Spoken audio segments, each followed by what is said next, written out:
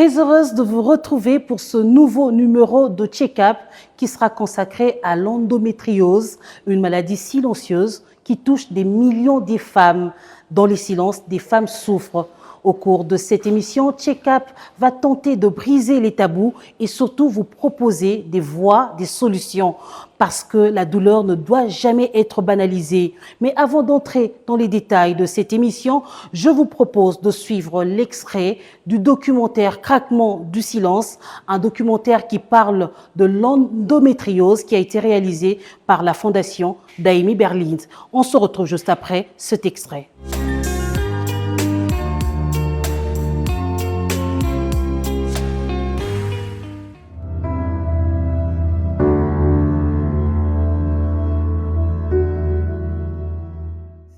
L'endométriose, c'est une pathologie qui touche essentiellement la femme en âge de procréer, donc entre pratiquement le moment où elle a les premières règles jusqu'à la ménopause.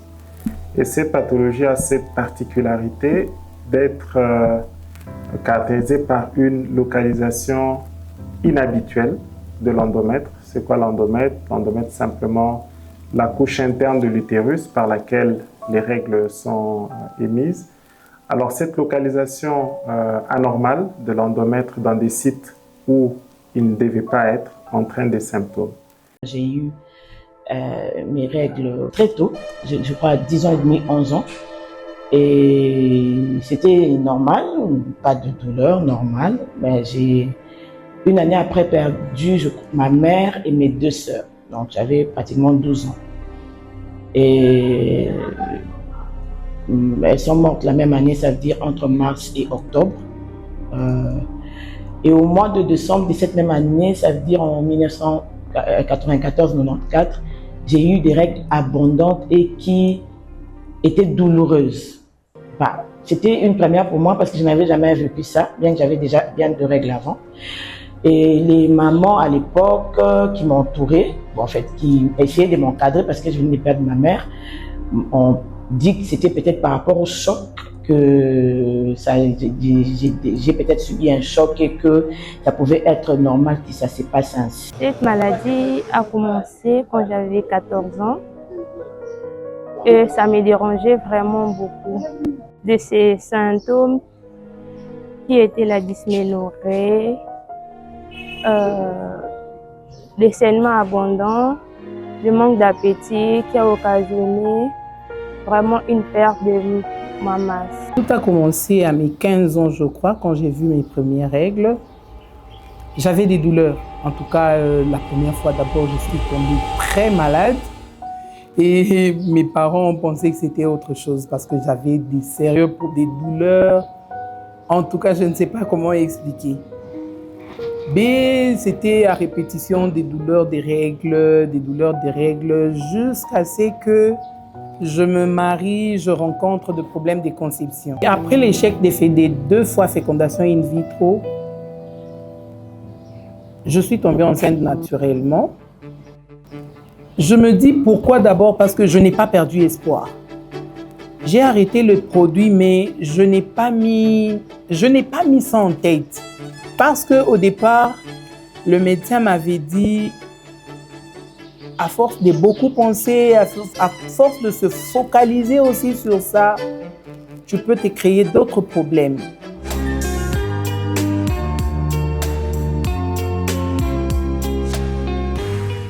Nous sommes à Ariel Medical Institute et pour ce numéro de Check-up, je reçois le docteur Emmanuel Nzaoungoma. Il est gynécologue aux cliniques universitaires de Kinshasa. Bienvenue dans Check-up, docteur. Merci. Madame. Avec vous, nous allons justement parler de l'endométriose. Docteur, on vient de suivre un court-métrage. Ces femmes, vous les connaissez, je dirais, toutes. Et vous aviez voulu mettre des images autour de ce mal. Docteur, pourquoi cela? Parce que la souffrance, elle est manifeste, elle ne se cache pas au fond, bien que les causes semblent ne pas être bien maîtrisées. Et moi, en tant que médecin, j'ai vécu avec ces femmes une certaine souffrance. De manière indirecte, j'ai vu ces femmes pleurer, j'ai vu dans nos consultations comment elles présentaient le fait qu'elles n'étaient pas comprises. Et moi, parce que je suis aussi intéressé un peu par les médias et tout, je me suis dit, comment je peux arriver à faire entendre cette voix que j'entends au bureau, mais j'aimerais que tout le monde l'entende, en fait. C'est de là qu'est venue l'idée de faire beaucoup de choses, y compris le documentaire. Docteur, ce documentaire, est-ce qu'à un moment vous vous êtes dit qu'il y a un problème dans la communication, un problème dans la sensibilisation et qu'il fallait justement faire quelque chose qui puisse captiver Oui, c'est les gens? effectivement ça. C'est effectivement ça. Il y a beaucoup de tabous autour, il y a beaucoup de mauvaises informations tout autour, beaucoup d'interprétations.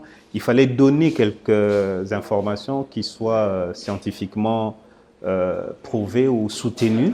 Il fallait justement que une voix autorisée, en fait, des médecins ou des femmes elles-mêmes qui vivent le problème soit portée au devant de la scène pour que finalement on se rende compte des problèmes qui sont vécus et que les explications viennent de ceux qui ont étudié la maladie et qui la connaissent un peu mieux. Parce qu'il y avait beaucoup de désinformation, beaucoup de silence tout autour, des choses qui devraient être dites mais qui étaient tues.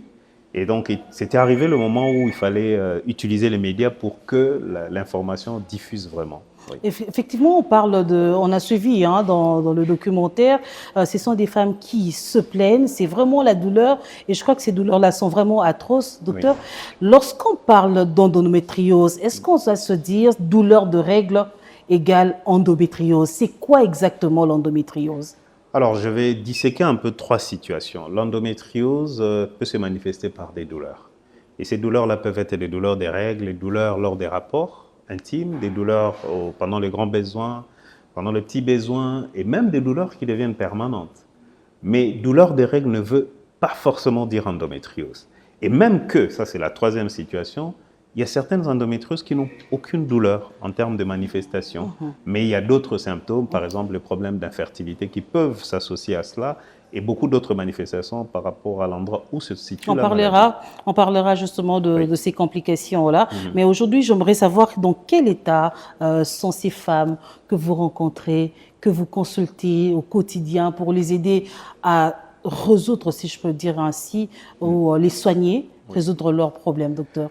Généralement, ce sont des femmes qui ont souffert déjà depuis quelques années. Parfois, oui, on les voit au début, quand elles ont encore peut-être 17-18 ans, mais il y a des femmes qui ont souffert pendant 30 ans. Donc, quand on les voit en consultation, et surtout ces jours-ci pour ces femmes qui ont commencé à souffrir depuis très longtemps, elles sont dans un état de beaucoup de doutes. Elles ont beaucoup de doutes. Finalement, elles se posent la question, puisqu'on ne trouve rien et puisqu'on dit qu'il n'y a rien, pourquoi je continue à souffrir? Et vous ne pouvez pas imaginer combien ça peut être dévastateur pour une femme. Entre-temps, peut-être qu'elle n'a pas eu à avoir d'enfants, peut-être qu'elle a eu des problèmes à avoir des rapports intimes. Et tout cela contribue à ce que peut-être qu'elle manque ou qu'elle perde son travail, qu'elle perde son mariage. Imaginez que vous rencontrez une femme qui est passée par tout ça. Vous, en tant que médecin, ça vous affecte aussi. Parce qu'après, vous vous dites que vous n'êtes peut-être pas en train de vivre ce qu'elle vit, mais ce qu'elle vit, c'est énorme en termes de traumatisme psychologique. Souvent, elles sont traumatisées psychologiquement. Est-ce que déjà au début, lorsqu'on commence à avoir des règles douloureuses, même si on n'a pas encore des relations intimes, une jeune fille qui a des règles douloureuses, qui se plaint tout le temps, est-ce que ça peut déjà être un sujet de consultation? Parce que, docteur, on ne va pas oublier que dans nos familles, lorsque une petite fille se plaint des règles douloureuses, on te dit, ça n'a aucun âge. Ce n'est que les débuts. Quand tu auras des enfants, tu verras que ça va passer. Ah oui, dès que les règles commencent et que les douleurs s'associent à cela, effectivement, il faut déjà aller consulter parce que le fait de rester longtemps avec ces douleurs, ça affecte finalement la personne. Imaginez qu'une jeune fille, même à 12 ans, 13 ans, commence à manquer chaque mois. Les règles, c'est chaque mois. C'est chaque mois. Oui, oui, donc si chaque mois, elle doit avoir 2-3 jours d'absence à l'école, ça crée un problème à long terme. Donc oui, il faut absolument consulter le plus rapidement possible pour que, par exemple, ces douleurs-là soient soulagées et que la fille ait une qualité de vie améliorée. Mais comment ça se passe lorsqu'on arrive à l'hôpital? Quels sont les examens? Est-ce que c'est des échographies? Qu'est-ce qu'on fait exactement pour accompagner toutes ces personnes? Oui, pour les adolescentes, ça peut être un peu plus difficile parce que peut-être les lésions ne se sont pas encore vraiment constituées. Il y a toute une procédure chez elles où on fait d'abord l'échographie. Ça peut ne pas être possible pour que ça soit vraiment une échographie qui diagnostique l'endométriose. On peut aller à d'autres examens, mais le plus important, c'est d'abord de parler avec la personne. Le fait de parler avec la personne, de refaire un peu son histoire, depuis quand ça a commencé, est-ce que les douleurs s'aggravent, est-ce que les douleurs font que la fille s'absente à l'école ou est obligée de rester dans une certaine position, tout cet interrogatoire-là est vraiment important pour arriver déjà à se dire que ça peut être l'endométriose, parce que le tableau, il est vraiment particulier. Après cela, on fait un examen, on essaie de voir là où ça fait mal. Le médecin savent comment ils font et après, il y a des examens à faire, effectivement. Oui. Docteur, le corps de la femme, on dit souvent que c'est une machine compliquée. Vous, vous êtes gynécologue, vous aidez les femmes à vivre une vie calme, paisible. Expliquez-nous un peu l'endométriose, docteur. C'est quoi exactement? On entend l'endométriose, les règles, les menstrues. Qu'est-ce qu'on peut comprendre au fait? J'aurais bien voulu avoir un tableau avec le système reproducteur de la femme pour que vous puissiez vraiment nous expliquer en images. Mais je sais que vous êtes un spécialiste dans ce domaine. Là, vous pouvez aider nos téléspectateurs à comprendre un tout petit peu ce qui se passe au fait. Oui, pour aller dans une certaine analogie avec ce que les gens connaissent, hein, et on en parle de plus en plus, voyez un peu l'avocat. L'avocat a 3 couches, si je peux le dire. Il y a une couche qui est à l'extérieur, qui couvre tout. Il y a une couche qui est la pulpe qu'on aime bien manger. Et puis il y a une couche à l'intérieur qui peut rester lorsque le noyau est parti nu. Cette couche-là, cette pellicule un peu brune, c'est ce qu'on pourrait appeler l'endomètre. L'endomètre, c'est tout simplement cette couche qui est à la base de la production des règles. C'est une couche qui tombe en partie pendant les règles, et puis la femme peut avoir les règles. Et puisque l'intérieur de la matrice communique avec l'extérieur, ces règles-là vont s'extérioriser. Le problème ne se pose donc pas.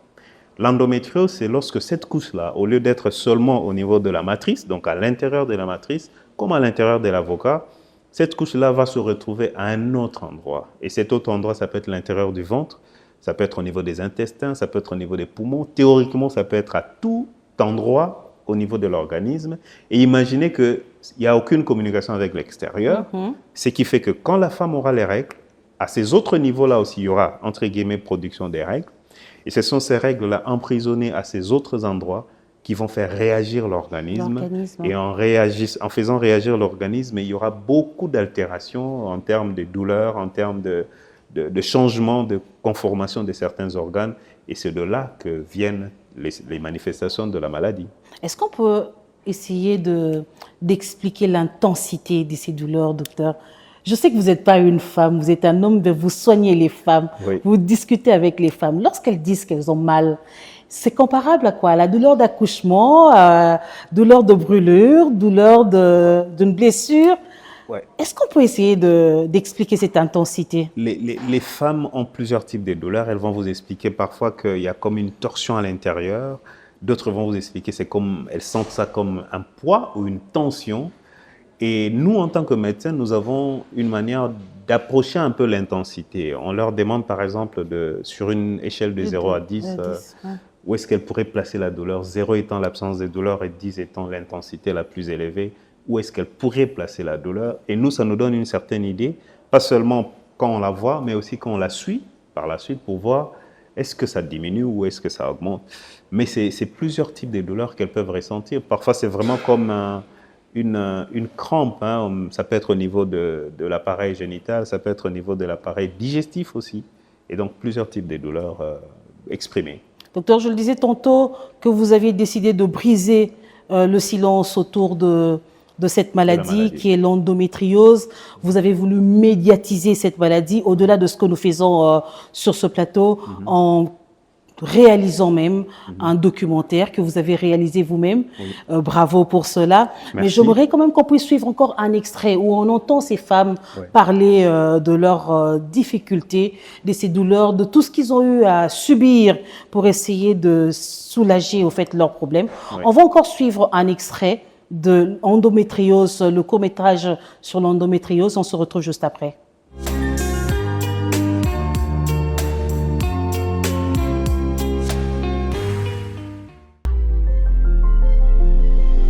En 2017, donc, il m'opère. Et lorsqu'il l'ouvre, il remarque que j'avais beaucoup trop d'adhérence et que c'était très compliqué, selon lui, d'arriver jusqu'à l'objectif.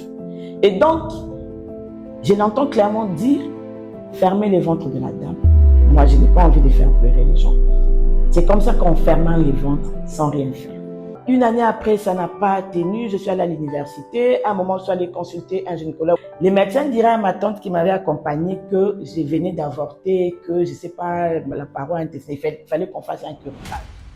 Bon, je n'avais pas compris parce que moi, je ne venais pas d'avorter. Je me rappelle même qu'à cette époque-là, j'étais encore vierge. Parce que déjà, avec cette douleur-là, m'empêchait aussi. Ça avait brisé une sorte de confiance. Ça m'empêchait d'être dans une relation. Je crois en 2009, je me marie. Mon mari, c'était quelqu'un qui me connaissait, qui m'a vu grandir. Avec lui, on a commencé 2 ans après une consultation. Cette fois-là, pas que pour les règles, mais pour la maternité. Et c'est comme ça qu'on est allé consulter un gynécologue. Et lui aussi a résolu de faire un curettage je crois, de l'endomètre. Parce qu'il trouvait que le volume était peut-être épais, que c'est ce qui faisait que ça m'empêchait de tomber enceinte. En fait, moi, j'ai eu une histoire où j'ai submissé. Je ne posais pas de questions. Je me disais que tout ce que le médecin disait, peut-être que je vais trouver une solution. Je dirais déjà de base que j'ai toujours eu des douleurs pendant les règles. Mais c'est plus en 2019 que j'ai senti qu'il y avait un changement, que les douleurs étaient devenues assez intenses, que ça jouait même sur ma qualité de vie. Je ne pouvais plus peut-être sortir, j'étais toujours au lit. J'avais tellement mal que je ne pouvais pas me lever. Et parfois même respirer te fait mal.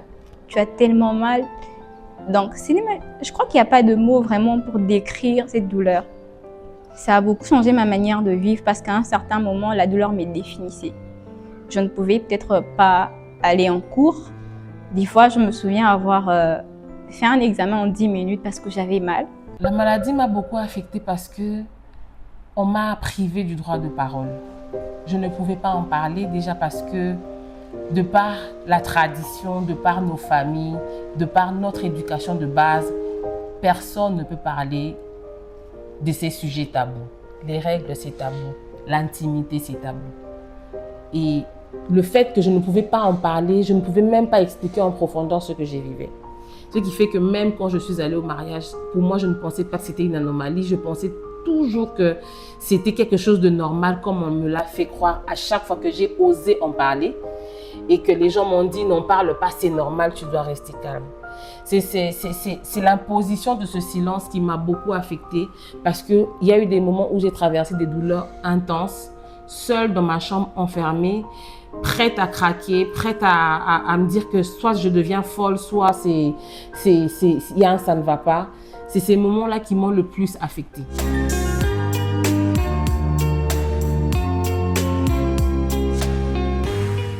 Docteur, pourquoi le diagnostic est souvent tardif? Ah, ça c'est très intéressant parce que, en fait, l'endométriose repose sur certaines manifestations dont on ne parle pas. C'est un problème de douleur pendant les rapports, pendant les règles. Les filles se cachent lorsqu'elles ont leurs règles. C'est comme ça que nous avons grandi dans nos cultures. On ne parle pas des règles. Et donc, finalement, elle va cacher sa douleur, elle va se cacher. Et lorsqu'elle se marie, elle ne va pas dire que pendant les rapports, elle aura des douleurs. Et quand l'enfant ne vient pas, elle va toujours avoir honte de parler de ça. Mais aussi, c'est le fait que souvent ces douleurs de règles sont passées dans nos cultures comme étant normales. Moi aussi, j'ai eu des douleurs, mais je vous ai eu. Et puis à un moment, ça va disparaître, vous voyez, alors que toutes les douleurs ne disparaissent pas. Mais aussi le fait que même nous, les médecins, nous n'avions pas beaucoup d'informations là-dessus. C'est en train de se développer assez rapidement. Mais beaucoup de médecins ont aussi vu ces femmes, mais n'ont pas pensé à l'endométriose à l'époque. Oui. Jusqu'aujourd'hui, malheureusement, c'est l'effort que nous devons faire. Et même le documentaire est aussi dirigé vers les personnels soignants. Et donc, tout cela contribue à... C'est que les femmes vont traîner longtemps avec la maladie sans qu'on ait mis une étiquette dessus. Et malheureusement, ça va entraîner beaucoup de retentissements dans leur vie. C'est un peu ça. Et justement, ces retentissements, ce sont des complications. Oui. Vous avez parlé de l'infertilité, docteur. Est-ce qu'on doit dire que l'endométriose est synonyme de l'infertilité chez la femme? Pas du tout. L'endométriose ne peut pas être simplement associée à 100% à l'infertilité. Il y a des femmes qui ont l'endométriose qui pourraient avoir des difficultés à concevoir. Il y a des femmes qui ont l'endométriose qui pourraient avoir des difficultés à concevoir. Il y a des femmes qui ont l'endométriose qui vont avoir des enfants plus ou moins normalement. Et il y a même des cas chez qui on découvre l'endométriose après qu'elle ait eu 3-4 enfants et qu'elle ait même demandé à ce qu'elle n'ait plus d'enfants. Et puis à 44 ans, alors qu'elle a encore les règles, elle va avoir des douleurs. Et puis on fait des examens, on se rend compte qu'elle a vraiment une maladie avancée. Mais elle a eu ses enfants, elle a même clôturé Donc le tableau sa maternité. diffère d'une femme à une autre. Il n'y a pas qu'une seule forme chez toutes les femmes. L'endométriose varie vraiment. En fait, les manifestations varient d'une femme à une autre. Et c'est ce qui a fait dire à une certaine époque, ce qui a introduit le concept des endométrioses plutôt que de dire endométriose tout simplement. Et sur le plan psychologique, docteur, Oui. est-ce qu'il y a-t-il un impact que la maladie cause sur le mental de la femme? Absolument, absolument. Et c'est même pour ça qu'il ne faut pas que la douleur traîne longtemps, il ne faut pas que la souffrance traîne longtemps. Le fait que la souffrance traîne longtemps, il y a un retentissement psychosocial énorme. Imaginez cette dame qui a peut-être eu des problèmes à étudier normalement, donc elle va avoir peut-être un niveau qui ne sera pas celui qu'elle aurait eu si elle n'avait pas d'endométriose, qui a clôturé certains boulots parce qu'elle avait des problèmes, qui a peut-être eu à divorcer. Imaginez ce que ça peut avoir comme impact. Et le fait que la douleur traîne dans un organisme, ça entraîne beaucoup de réactions au niveau du cerveau. Et ces femmes traversent beaucoup de situations de dépression, des situations de... Parfois, il y a des femmes qui ont des envies suicidaires, tout simplement. C'est vrai que lorsqu'on est en consultation, plusieurs fois, des femmes nous ont dit « j'ai voulu disparaître », tout simplement, parce que la souffrance, elle était énorme. Effectivement, il y a un impact psychologique très, très important. Et c'est qui devrait faire intervenir beaucoup d'autres spécialités, comme la psychologie ou la psychiatrie. Oui. Mais est-ce qu'aujourd'hui, le traitement est disponible? Peut-on guérir de cette maladie? On peut vivre avec l'endométriose, un peu comme on peut vivre avec l'hypertension. L'endométriose, c'est une maladie qui s'éteint presque lorsque la femme entre en ménopause, parce que c'est une maladie de la femme qui a les règles. Yeah. C'est totalement associé aux règles. Exact. Lorsque les règles disparaissent, la maladie peut s'éteindre. Mais la maladie ne guérit pas dans le sens où j'avais l'endométriose il y a 10 ans, je n'en ai plus aujourd'hui. J'avais l'endométriose, j'étais dérangé, mais aujourd'hui, je vis ma vie normalement. Ça, c'est possible, oui.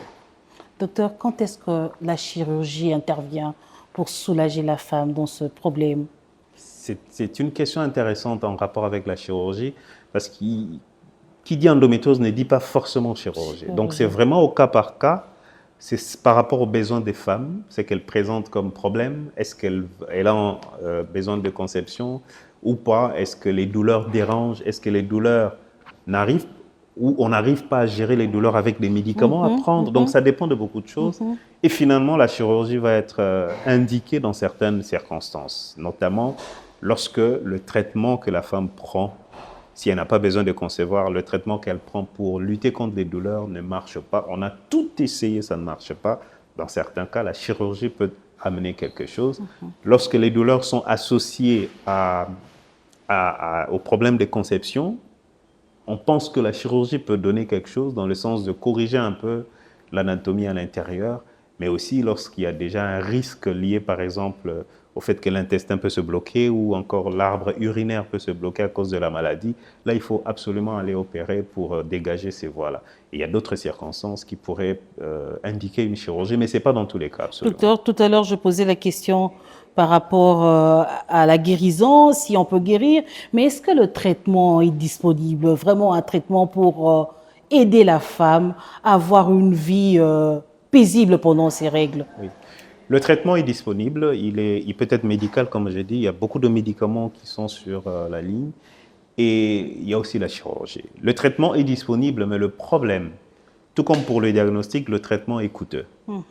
Le traitement est coûteux et parfois le traitement, lorsque la femme doit prendre les médicaments, ça doit être pendant très très longtemps.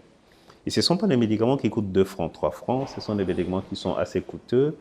Ailleurs, on commence à donner ça de manière gratuite un peu. Hein, et on espère qu'avec la CSU, on arrivera à cela. C'est vraiment notre vœu le plus caressé. Mais le traitement est disponible et un traitement qui a marché chez une personne peut ne pas marcher chez une autre personne. Parce que d'habitude, nous, on fait de l'automédication. Voilà, hein, ça marche avec Chantal. Rose veut aussi essayer. Veut aussi essayer. Ce n'est pas toujours le cas que ça va marcher. Ce n'est pas toujours le cas.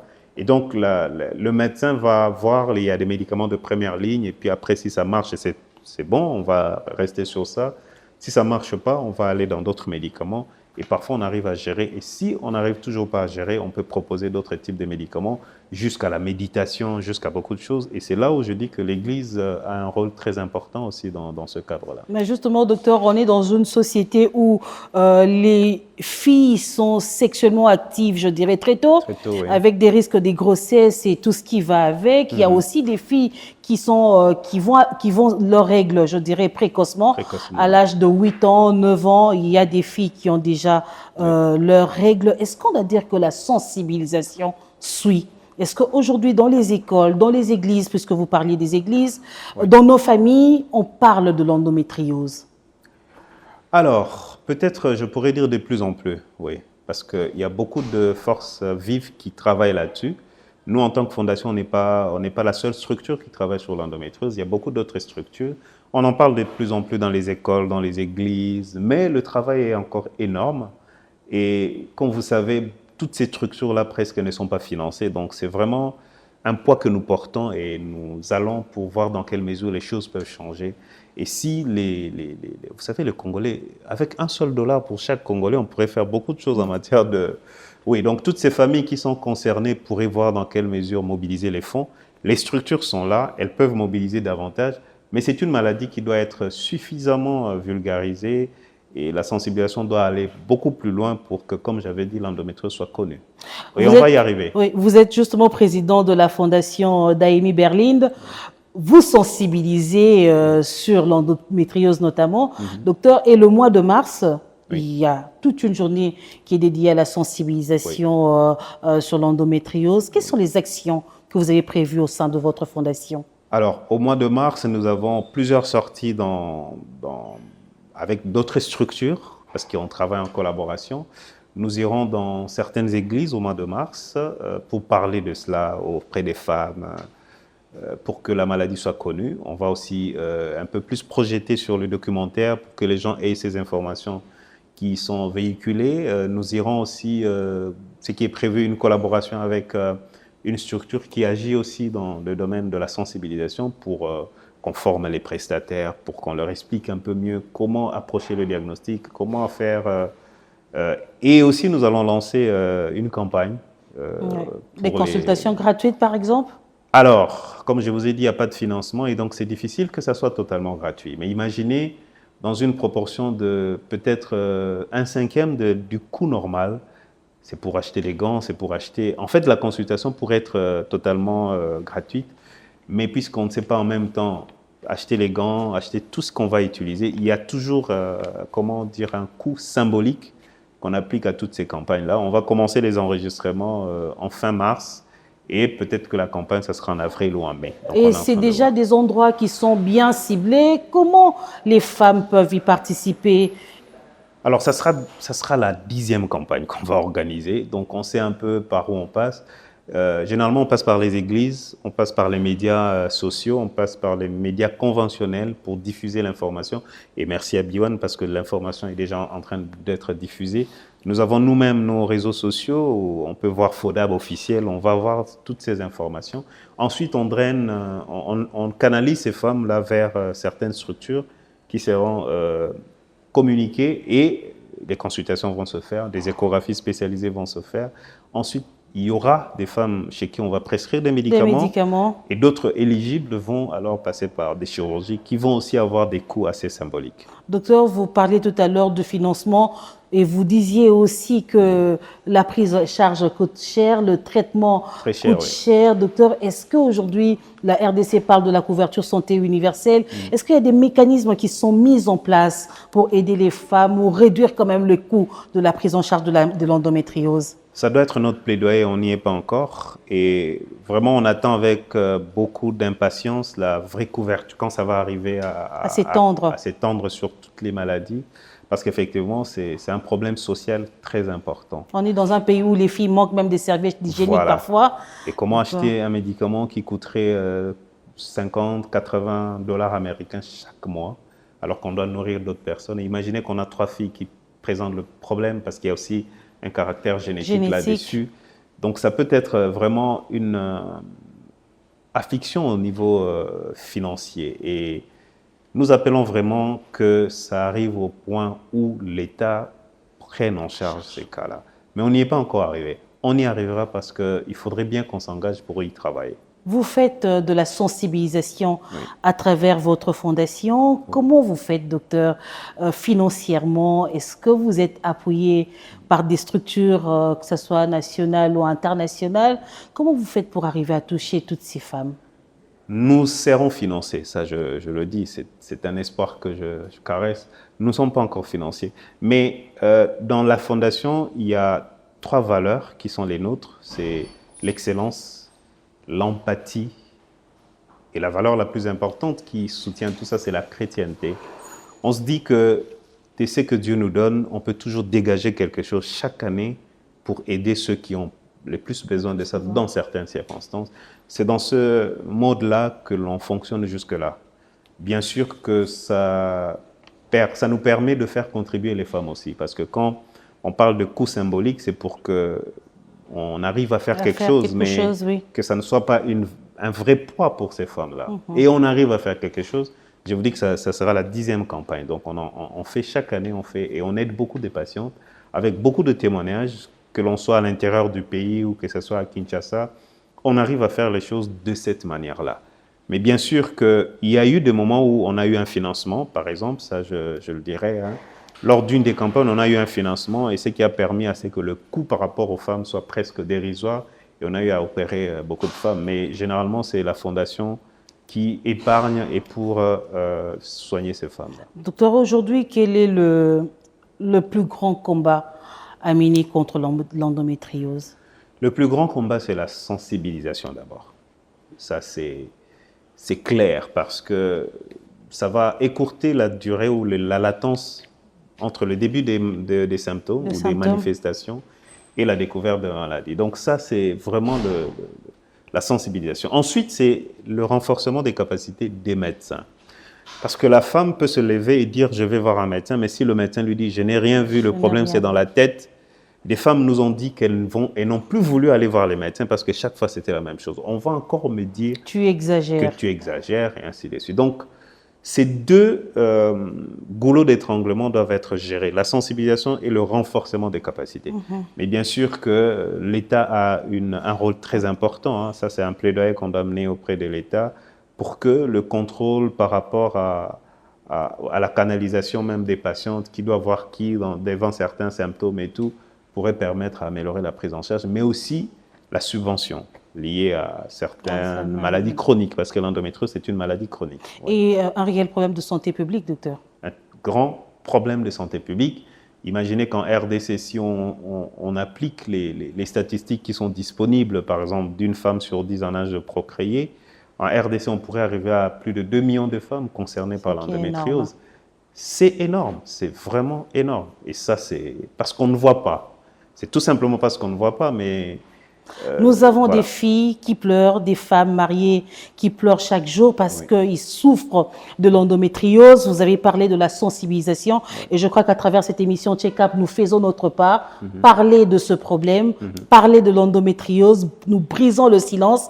Avec vous, docteur, nous tendons vers la fin de cet entretien. Docteur, quels conseils pourriez-vous donner à une jeune femme qui souffre de l'endométriose? Docteur, vous avez la caméra qui est juste en face de vous. J'aimerais vraiment que vous puissiez utiliser les mots qu'il faut pour pouvoir soulager. Vous allez faire un peu comme on dit les bergers dans nos églises qui, lorsqu'ils vous parlent, ça vous touche et ça vous réconforte. Quel message vous pourriez dire à ces femmes, à ces jeunes filles qui sont victimes de ce problème? À cette femme qui souffre, qui nous regarde en ce moment-ci, j'aimerais dire que lorsqu'on a des douleurs des règles, et lorsque ces douleurs vous empêchent d'être femme, vous empêchent d'aller travailler, vous empêchent de sourire, ce n'est pas normal. Et cette douleur qui va traîner longtemps peut arriver à changer totalement votre vie, peut arriver à briser votre leadership. Et donc, il faut vous lever pour briser ce silence, il faut vous lever pour rechercher les soins qu'il faut. Si vous êtes à Kinshasa ou vous êtes à l'intérieur du pays, sachez qu'il y a l'endométriose qui existe. Et beaucoup de femmes nous ont dit que c'est elles qui ont soufflé les mots au médecin. Vous pouvez demander à votre médecin de voir si ce n'est pas l'endométriose. Et c'est le message que je lance aussi à toutes ces familles qui nous regardent parce que La guérison peut commencer par l'information et l'information peut commencer par le papa. Peut-être la fille ne sait pas, par la maman, peut-être la fille ne sait pas. Et donc, l'information, elle est importante. Il faut savoir qu'est-ce que vous allez faire de l'information. Celle que je vous donne, c'est pour vous permettre de vous lever et de dire, est-ce que ce n'est pas l'endométriose? Ça va aider votre médecin certainement à vous trouver des solutions qu'il faut. Moi, je suivis le documentaire. J'espère que nos téléspectateurs vont également avoir l'occasion de suivre ce documentaire sur B1, sur la plateforme digitale de la Fondation d'Amy Berlin. Mais docteur, j'ai vu dans les témoignages qui sont passés qu'il y avait des parents qui ont accepté de parler. Oui. Il y avait également des conjoints qui ont accepté de témoigner. Est-ce qu'ils ont un rôle à jouer, la famille, les parents, les conjoints? Qu'est-ce que vous pouvez leur dire? En fait, on a tendance à dire que l'endométriose concerne les femmes. Non, l'endométriose concerne la société. Plusieurs fois, on a suivi des parents ou des frères qui disent que quand il y a les règles, c'est tout le monde qui est sensibilisé dans la maison. Tout le monde est stressé en fait. On va chercher le médicament parce qu'elle ne se sent pas bien, elle est en train de pleurer, elle est dans la chambre. Et donc, c'est un problème de la société. Une femme qui ne peut pas avoir des rapports intimes avec son mari, vous pensez que le mari n'est pas concerné. Il est totalement concerné. Concerné de manière directe et de manière indirecte. Parce que peut-être que ça va entraîner un problème de conception. Peut-être que le couple ne pourra pas avoir un enfant très rapidement. Et donc, ça concerne tout le monde. Ça concerne le patron qui est au travail. Qui va chaque fois gérer le fait que la femme qui est là, pendant ce moment-ci, ce sont ses règles, elle ne va peut-être pas être au travail. C'est peut-être pas une femme, peut-être 2 ou 3. Peut-être 2 ou 3. Peut-être 2 ou 3. Et peut-être que leurs hommes vont rester à la maison parce que la femme... Parce qu'il y a des hommes qui nous ont dit, oui, pendant ce temps-là, même moi, je ne sais pas aller au travail. Et donc, l'endométriose n'est pas un problème de la femme, tout simplement. C'est vraiment un problème de notre société. Et le mari, et le père, et le frère ou la sœur, tous ces mondes-là ont un rôle très important. Un rôle très important pour la recherche de la solution ou de l'amélioration de la qualité de vie de la personne qui souffre directement. Docteur, à quand la deuxième partie du documentaire? Alors, la deuxième partie était prévue pour fin mars, mais puisque nous avons encore des rendez-vous par rapport à certaines interviews qu'on doit faire, je pense que ça pourra être en avril, fin avril, que nous allons sortir Craquement du silence 2. Oui. Merci beaucoup, docteur Emmanuel Nzaoungoma, d'avoir répondu à nos questions sur l'endométriose, ce mal qui dérange plusieurs femmes. Nous allons donc finir cette émission en beauté avec ce slam, Maman Sarah. Vous avez justement vu les visuels qui est derrière moi. Maman Sarah, c'est un slam qui a été conçu pour accompagner le documentaire Craquement du silence qui a été produit justement pour parler de l'endométriose. Je vous laisse suivre ce slam. On se retrouve très prochainement sur B1 Télévision. À bientôt. Maman Sarah, femme au cœur de lumière.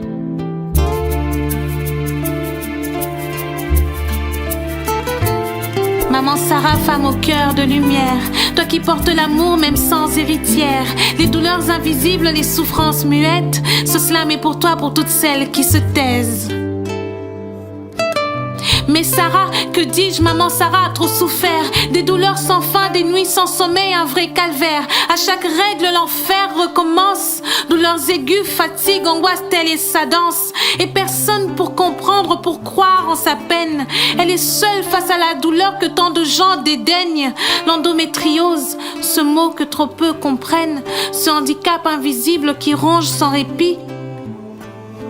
Les gens disent des douleurs de règles, c'est pas une maladie, il faut supporter.